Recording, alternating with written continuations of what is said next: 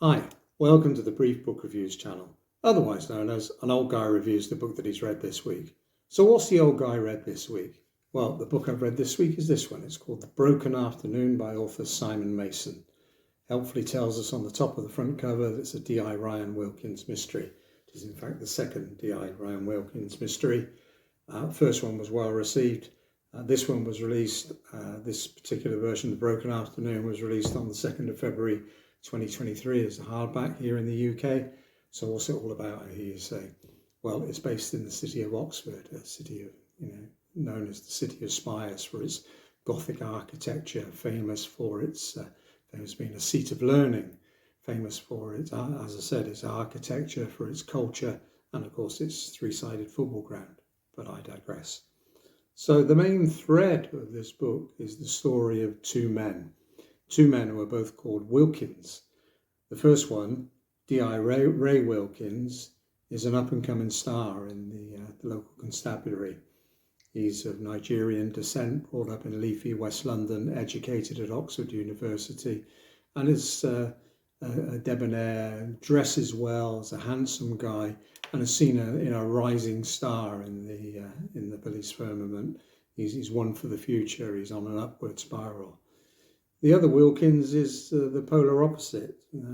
D.I. Ryan Wilkins, or can we say former D.I. Ryan Wilkins at the start of this book, because he's received a dishonourable discharge from the service, was brought up as working class. He's brought up in a trailer park. He's got problems with authority. He's got problems with anger management, but he has got a very good eye for things. He sees things that other people don't. And he's got a feeling for how people work and how they interact with each other. So the start of the book is a tale of a 4-year-old girl that goes missing from a leafy suburb, from a nursery in Oxford. It's a quiet residential suburb. There's not many people about generally. Her mother goes to pick her up at the end of the day, has a brief conversation with one of her teachers, and all of a sudden the little girl is no longer there. There's a police conference held on the TV in the evening asking for information, and the immediate thought is her father, and because her parents are separated, her father has gone missing, may well be the culprit, but at this stage he's just a person of interest. Ryan Wilkins sees his former colleague Ray Wilkins on the television talking about this abduction, and obviously pays attention. It's a former colleague.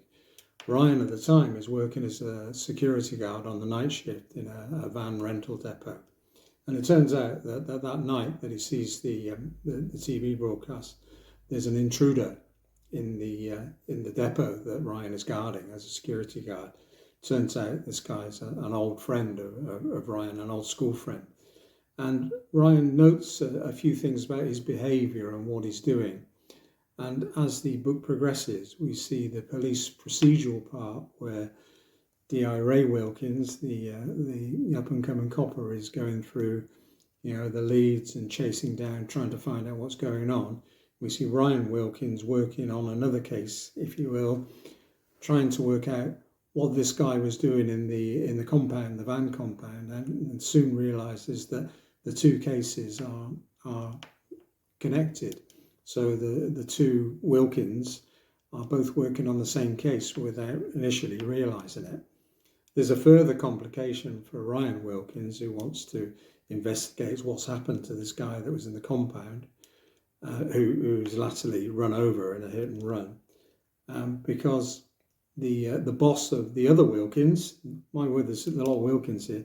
The boss of the Ray Wilkins, Superintendent Dave Wallace, has a inclusion and diversity report on his desk, and it says that they need to recruit more white working class inspectors.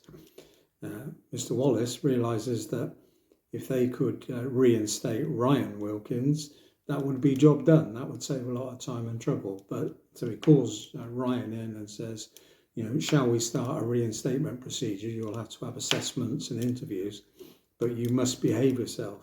That's a bit difficult for Ryan because he's a bit of a maverick. And so we see all these things going on as both the Wilkins boys try to solve this crime. So It's a very well written. It's fast paced. It's a good mystery.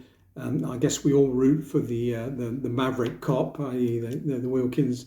And with this character, you certainly engage with Ryan Wilkins because basically you don't know what he's going to do next. So it is a good read. I'd certainly give it 8 out of 10. It's a difficult subject. We're talking about child abduction and the horror of that.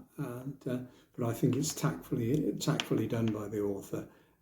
Really enjoyed it. So as I said, I'd give it 8 out of 10. That's it for this week's brief book review. 10/10 till we do it again. Thanks for watching. Bye.